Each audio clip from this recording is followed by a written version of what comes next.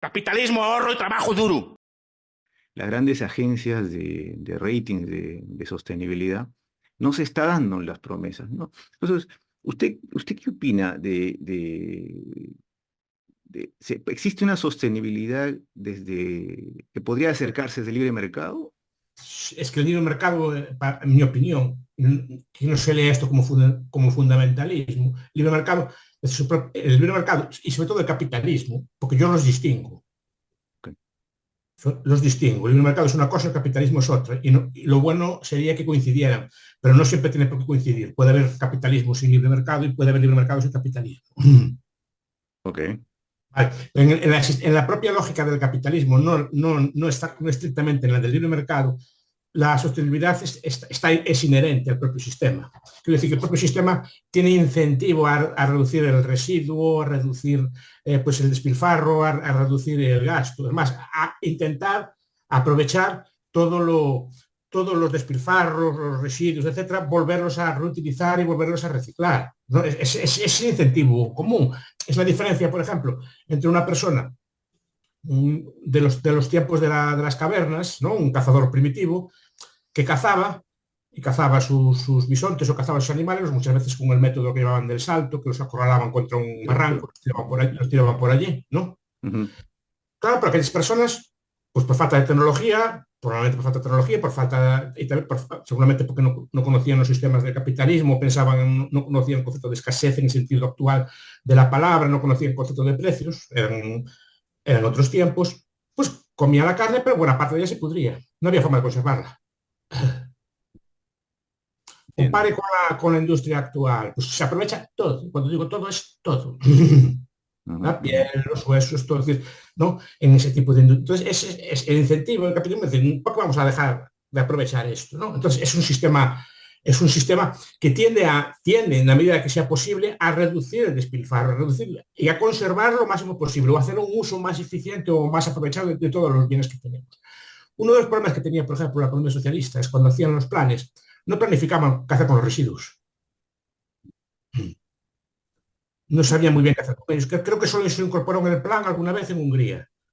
Estoy hablando de memoria, ¿eh? Pero Ujú. era uno de los problemas que hacían, pues producían y tiraban, pero el capitalismo no, el capitalismo de hecho es muy dinámico y las industrias muchas veces se montan en sitios para aprovechar desperdicios de otras industrias.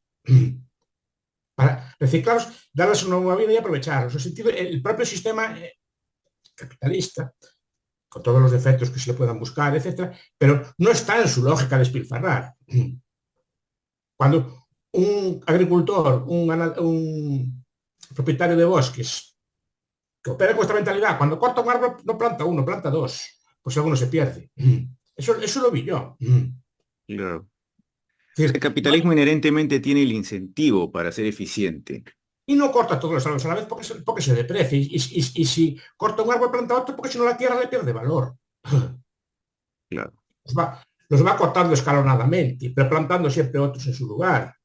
Igual que con el ganado, cuando pues, un animal se usa, después se cría otro, porque el negocio es así, ¿no? Es decir, no hay ningún interés a despilfarrar. Entonces, ¿qué hacer con la basura? ¿Qué hacer con el desperdicio? El incentivo siempre es, si hay algo, intentar aprovecharlo. Pues reciclando los vidrios, reciclando el papel, reciclando todo tipo de desperdicios de la industria, en la medida que se pueda. Ese es el incentivo de un capitalista, no echar a perder nada. ¿No? Entonces, En cuanto al concepto de sostenibilidad, eso, como el informe Brundtland, ¿no? Del 87, si no me equivoco, viene a decir algo de dejar para las nuevas generaciones. ujú. La sostenibilidad fuerte, la total, eso es imposible, porque siempre hay cosas que se gastan.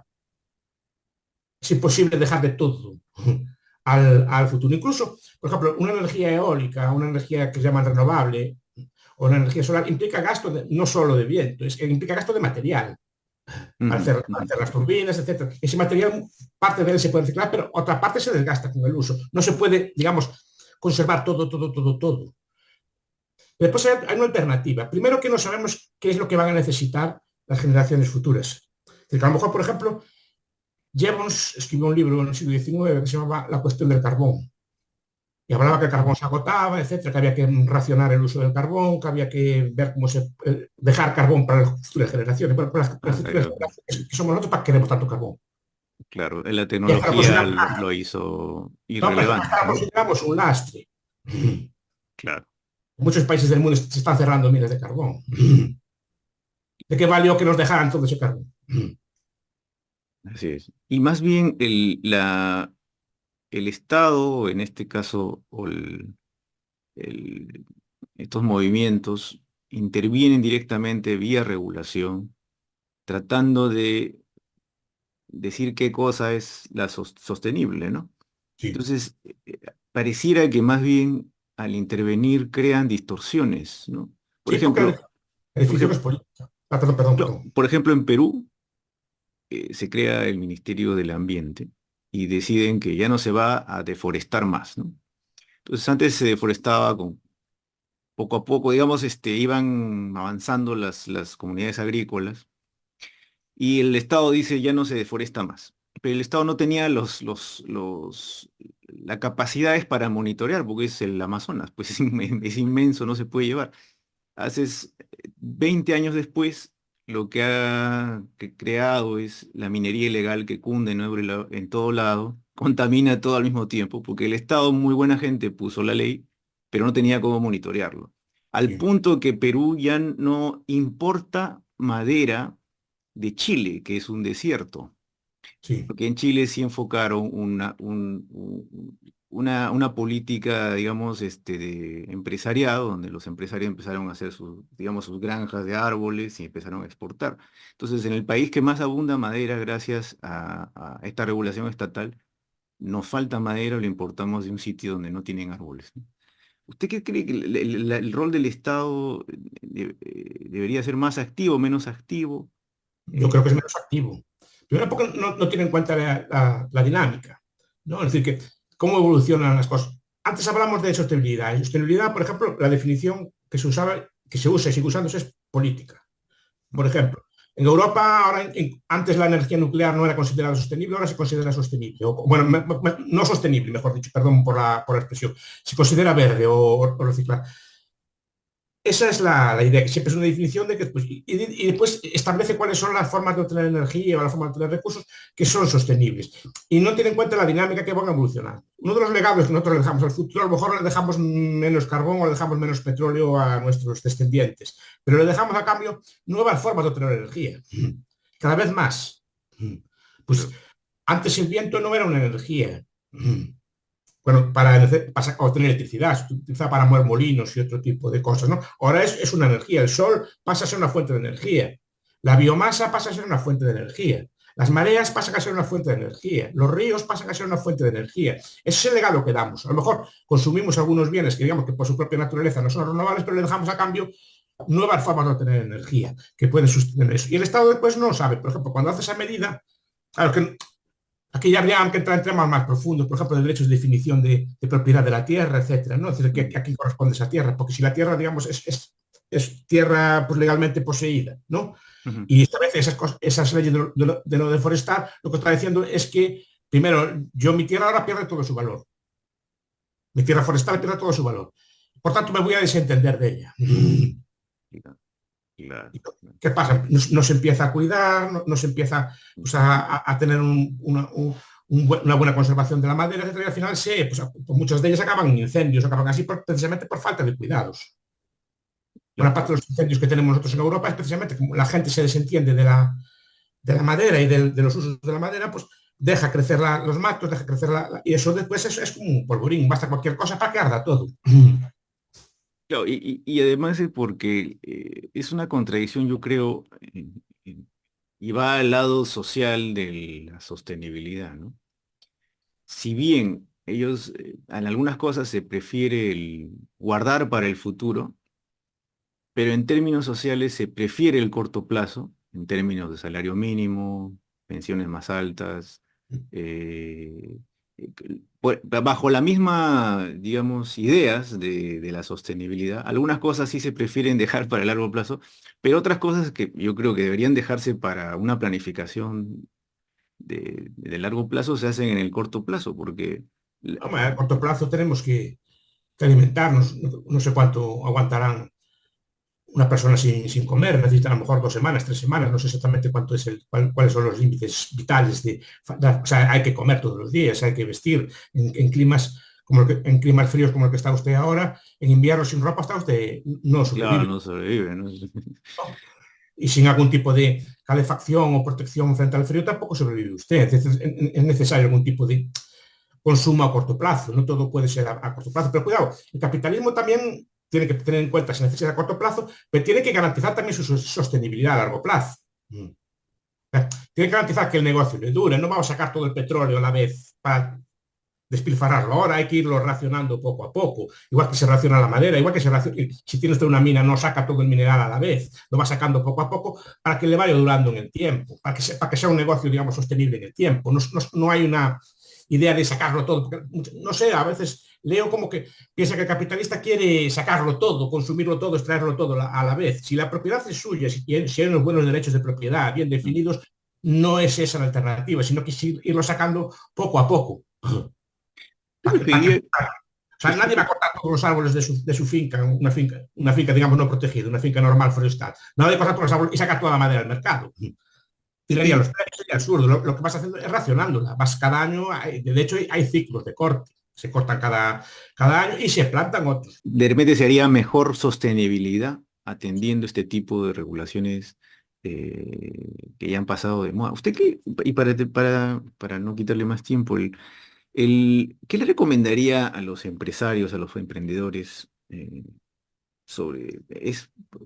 cómo me vuelvo sostenible? Es la gran pregunta del empresario, ¿no? Entonces, Ya lo son. Un empresario no tiene ningún interés en tener desechos. ujú, ujú. Tiene interés en usar los materiales más eficientes, no va a usar los materiales más caros. O sea, tiene interés en consumir menos. Si yo tengo un camión, tengo interés en tener un camión que consuma lo menos posible, no que consuma más posible. Igual que si tengo una máquina, buscaré la máquina a igualdad de condiciones que consuman menos electricidad. O sea, no tengo ningún interés en no... Ya el sistema le lleva a uno a querer ser sostenible y a no despilfarrar nada, e intentar aprovechar todo lo que se pueda. Claro, ya estaría incorporado, digamos, en el incentivo del empresario de El ser sistema de precios. eficiente. Claro, eh, yo digo, ahora voy a comprar un camión que consuma el doble. Pues no es mal capitalista sería, no entiendo yo. Cuando renueva el camión, o cuando renueva la furgoneta, o cuando renueva la máquina, buscará una máquina pues, que le consuma menos, ¿no? No una que le consuma más. pero de todas maneras, entonces, cabría ahí ¿qué pasa si hay un empresario que quiere aprovecharse de una norma, algo especial o algún vacío legal? Después ¿El está la Estado subvención. tendría legítimamente... Porque el Estado interviene ahí. Entonces, claro, siempre está el empresario buscando también huecos o normas, cosas por el estilo. Usted reduzca la intervención al mínimo, reduzca la intervención, digamos, a lo básico, a las normas comunes, ya verá cómo funciona el sistema, cómo es sostenible el sistema. Yo creo que está inserto en el propio sistema. No hay ningún incentivo. Entonces, en cambio veo que los estados despilfarran muchas veces dinero, porque se meten, no tiene que ser necesariamente por maldad, sino por falta de cálculo, por falta de incentivo, pues por el estilo. Estamos leyéndolo a la prensa española que hay millones de mascarillas guardadas en almacenes de los tiempos de la pandemia. Eso no es para nada sostenible. En muchos países de Europa están intentando que cambiemos los autos por autos eléctricos. Ujú.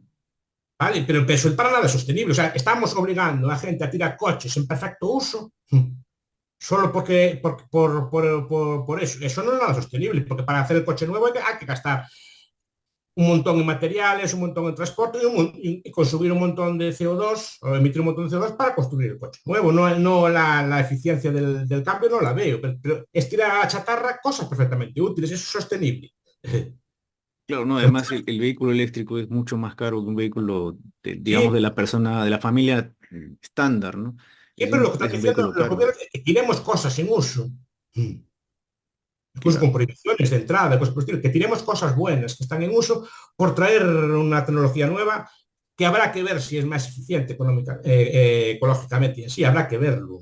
Depende el proceso de construcción, si sumamos el proceso de construcción o no, y después la energía que lo mueve, si es sostenible o no. Pero bueno, Exacto. aún así, ¿quién le está incentivando a usted a no ser sostenible? A despilfarrar, Claro, a tirar cosas en buen estado.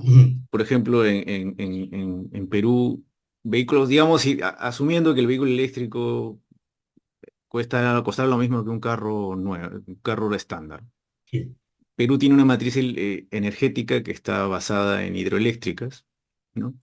Y entonces, básicamente, alimentas el carro eléctrico con electricidad de los Hidroeléctricas. ríos, pero si tú llevas el carro eléctrico a Chile, ellos consumen, su electricidad la fabrican con petróleo, digamos. Entonces, depende Ahí la del matriz no es- país, lo que claro. nosotros llamamos territorialidad en el PAD, ¿no? O sea, bueno, puedes llevar, es buena idea los autos eléctricos, depende, como usted dice, en la matriz de energía. Entonces, puede ser para un país como Perú, sí le podría servir, digamos, dejando el resto de las otras variables fuera. Y a un Podría, país como podría, no, Chile, podría no ser tendría tan costo. eficiente, obviamente. Claro, porque al final, en vez de gastar el petróleo en el carro normal, que es más barato, termina gastando petróleo en poner electricidad al carro nuevo Carro nuevo y eléctrico. gastar y, y quitando litio y quitando un montón de cosas, ¿no? Es decir, que, Claro, o sea, no es universal a decir, no, no, esto es el ejemplo que nos sostenible. pone es Noruega, y Noruega toda la energía también es hidroeléctrica, entonces es un país que funciona así, entonces nos parece muy verde, pero otros países de Europa no tienen esas centrales, no tienen la capacidad